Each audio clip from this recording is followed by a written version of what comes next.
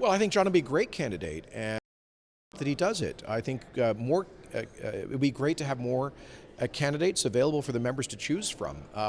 John is very experienced. He is a principled conservative. He is bilingual, and I think he'd be a very compelling candidate. Welcome back to the Power Panel with Kelly, Marie, and Paul. The push is on to convince former Conservative Cabinet Minister, as you heard there, John Baird, to run for the party's leadership. Alberta Premier Jason Kenney says he's discussed it with Baird, and Baird himself was said to be involved with Pierre Poilievre's campaign, chairing it, I believe, until he pulled out. He also, Paul, was responsible in an ironic twist of fate for the investigation into what went wrong in the last campaign, the results of which apparently only he and Andrew Scheer have. What do you think the likelihood of John Baird jumping in this thing is? I asked somebody who knows Baird well this afternoon, and that person said that right now it's at about 10% that he runs. In other words, 90% that he doesn't. But we're heading into a weekend in which probably half the Conservatives in Canada are going to call him and beg him to run because Peter MacKay's first week or 10 days on the campaign are widely seen to be a flop.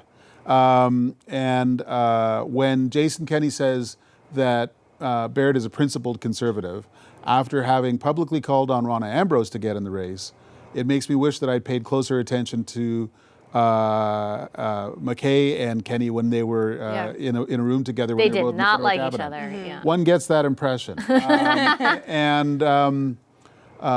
But as this Baird associate said to me today, people are calling Baird, he's not calling them. That's a big difference. Right now, he is taking the calls, he's listening to the arguments, which even that is a change from a few weeks ago. Right now, he's not actively campaigning or pre-campaigning or lining up in an organization. And time is getting very short because it's quite a short leadership timeline before delegate selection and the pre-vote and all the silly I think they have to be in by February 27th, basically, and then the party has until the end of March to decide who they would like to permit to run. What does it say about the race itself that this is where the discussion is at, Marie? Yeah, I think I agree with Paul that clearly Kenney doesn't seem to like Peter MacKay too much if he keeps pushing people to run against him. And essentially, it's also a vote of non-confidence to Erin O'Toole, who's the presumed second runner, like not front runner, but second runner. And people essentially saying, because Erin O'Toole was seen as being a little bit more right of the center than Peter MacKay candidate. And that's sort of how he's presenting himself so far on social media, because I repeat, we have yet to hear from either of them in a press conference. And you sort of get the sense that they want John Baird to kind of sweep in and take that spot and be the more, again, quote unquote, right of Peter MacKay candidate, but in a bilingual version with also cabinet experience in Stephen Harper's government. So I also hear that it's not very likely that he runs, but actually I did hear from some people who he called himself. Maybe he returned messages, but he called. And so he does seem to be, I guess, seeing what people think about his possible leadership run. But the other thing that I heard when I talked to people today from everyone was, well, we need more A-list candidates. Like, they're not enthusiastic about the spectrum in the race so far. They are not enthusiastic at the thought that Peter MacKay would just win it without a fight. Some because he doesn't speak French, some because of his policies, some because some say he's a bad communicator, as we saw this week.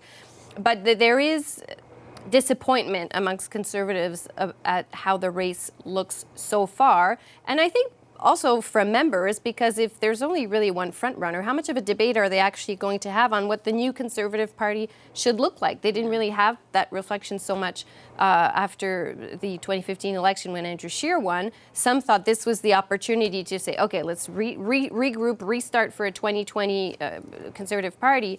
If there's really only one guy running and everyone's sort of following along, I don't know how much of a broad conversation that brings.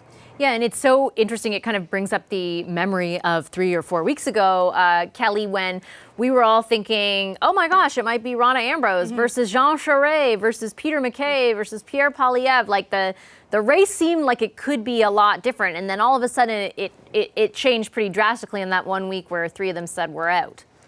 Yeah, it shows how quickly the race is evolving, how much more it could evolve in the next 2 or 3 weeks. You know, there could be a lot. And this push on John Baird reminds me a lot of the push on Rona Ambrose and the idea that you need someone with some star power, with cabinet experience, someone that is acceptable to the Conservative elites in Alberta, but is also acceptable to the rest of the country, and also brings, you know, again, beefs up the roster of people that would be running in this race if he decided to join. So it feels a lot like Rona Ambrose 2.0, like the push for it. It also makes me think of the opportunities for the party that opened up because Pierre Poilievre decided not to run. Of course, John Baird was going to work on his campaign. Now he's talking about being a candidate himself, or there's talk of him being a candidate.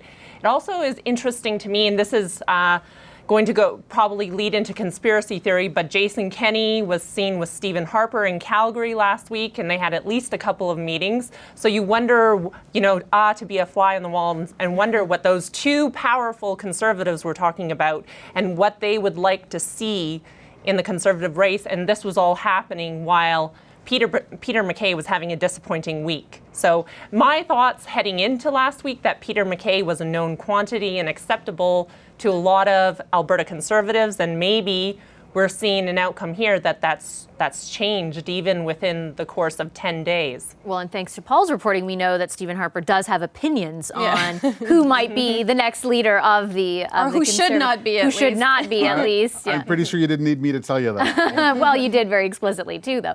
Murray, what do you think? What's the perception of the race right now where you are? Well, the surprising thing is that Peter MacKay isn't as disliked out here as some might think he would be, because this party right now... Oh, he is liked, yeah. Well, he is. It's kind of funny because it's such a social conservative, reform-based Canadian Alliance party, which is not where Peter MacKay came from. So, and there was such a push to have Ambrose or to have someone from the West, right up until the resignation announcement of Andrew Scheer, that and even and obviously after, to have a Western candidate, but that's kind of all died down, and there was a relative acceptance of the notion of having Peter MacKay and whomever else running for it. The Baird thing is terribly interesting. There was actually some interesting levels of support for Peter Poilievre out here in the West, which kind of really surprised me a little bit, because this is not his natural territory, but he did fit into the mold of what I think social conservative conservatives and fiscal conservatives out west really want in a leader. Now that we don't have either or any of the above, that Peter MacKay is being thought of as a reasonable, viable alternative by many, and he seems to be getting some support from big names like Denise Batters and everything else, who is a strong Scheer supporter.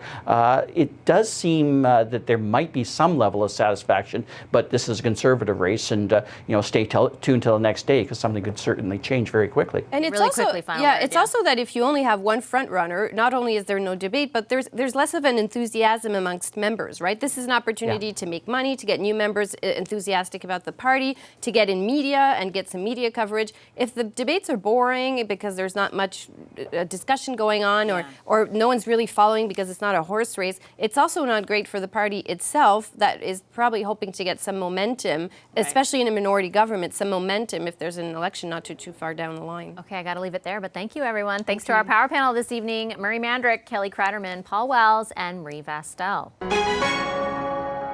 Hi, I'm Vashi Capellos, host of Power in Politics. See more of our show by subscribing to the CBC News channel or click the link for another video.